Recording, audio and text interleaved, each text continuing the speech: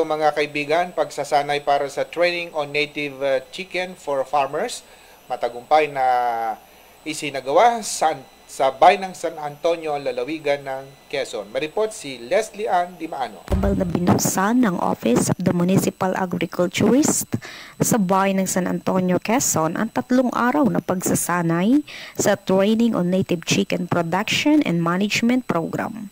Ang naturang programa ay hatid ng Agricultural Training Institute, Calabarzon at maging ng Philippine Coconut Authority bilang bahagi ng Livestock Integration under CFIDP.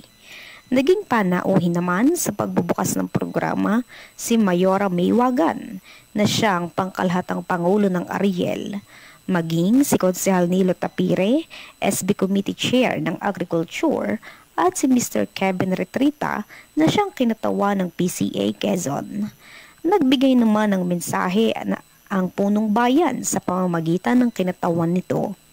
Mahigit na sa 25 kababaihan sa bayan ng San Antonio na miyembro ng Ariel o Asosasyon ng Responsableng Ina at ehemplo ng lipunan ang dumalo sa nasabing programa.